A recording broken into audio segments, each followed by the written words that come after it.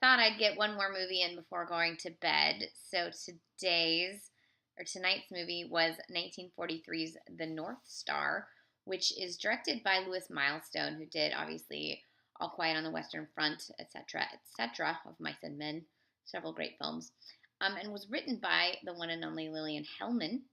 And it's got a very impressive cast, including the film debut of Farley Granger. He looks like a baby in this movie. He is playing the brother of Dana Andrews. There's also Ann Baxter, Walter Huston, Walter Brennan, Anne Harding, Jane Withers, Dean Jagger, and Erich von Stroheim playing a Nazi. In the film, oh my god, sorry, cat drama in the background. In the film, we follow a group of villagers in Ukraine in 1941 as the war seeps into their sleepy village life. They deal with German soldiers.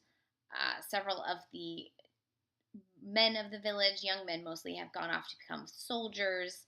At one point, the German doctors are essentially draining the blood of the children in the village to act as transfusions on the wounded German soldiers.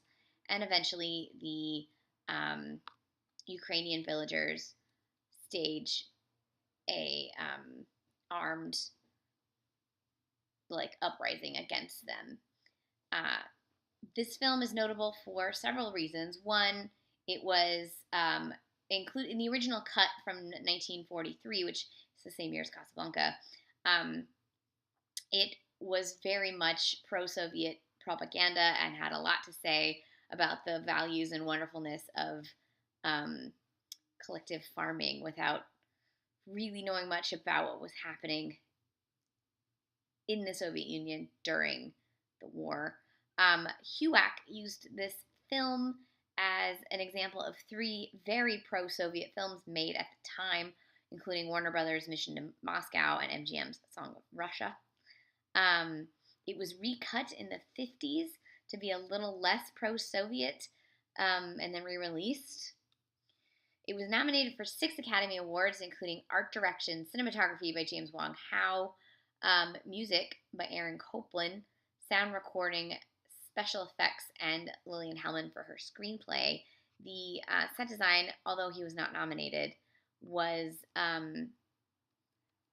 overseen by William Cameron Menzies, who also helped produce the film with Samuel Goldwyn. This was sort of as much as independent as you can be at the time. Samuel Goldwyn sort of did his own thing, and then a lot of his films were released by RKO. Unfortunately, the print I saw was not the best, so you couldn't really see the beautiful cinematography or hear the sound design over the hissing of the transfer, so that was unfortunate. But what I will say is, despite being able to see it now for the propaganda that it is, and many, many war films made at this time were various forms of propaganda, depending on who made it and what they were trying to say. But there were so many, even Casablanca to some extent, a little bit propaganda-y. It's not the most propaganda of the ones that Warner Brothers made, but it's there. But what I will say is the cast is stunning. Ann Baxter is as good as you always expect her to be. Dana Andrews is very idealistic and gung-ho, and it's nice to see sort of him in this early war film contrasted to his later Best Years of Our Lives, which was just a few years later, and for which I stand by my opinion that he should have been nominated and won the Academy Award that year. Erich von Stroheim, obviously, is playing a Nazi, doesn't get much to do other than be basically very evil. Both the Walters are fantastic. Walter Huston plays a doctor who is basically retired in the village, but at one point was very famous, so much so that the Nazi doctor played by Stroheim knows who he is and is like, you need to start helping us. And he's like, And then Walter Brennan does the Walter Brennan thing, but the thing is, Walter Brennan is great, always, even when he's just doing the Walter Brennan thing.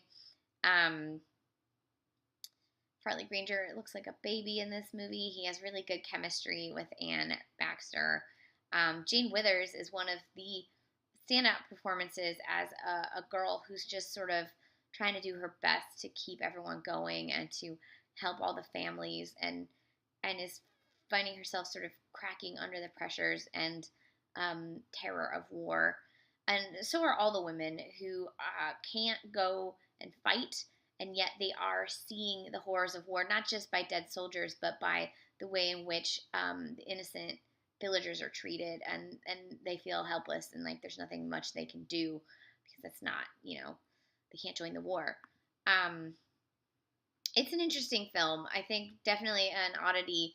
If you looked at the poster, which is sort of how I got sucked into watching this movie, it looks like a romance film. It is not a romance film. It is a straight up war film. Don't get tricked by the poster. That was some good marketing, poster guys.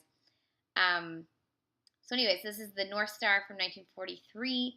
It's an interesting entry in Louis Milestone's war films oeuvre. If you want to watch some pro-Soviet propaganda, this is the film for you. And it's on the Watch TCM app. You can watch it. I think it's up there for another couple of days. It might be on Warner Archive. I'm not sure it's the right RKO time. That I think that's part of their library, but I can't remember ever seeing this on DVD. So it might not be on DVD. I don't know. Does not say. Well, I don't know. Anyway, 6 Oscars. That's a lot of Oscars. 1943's The North Star.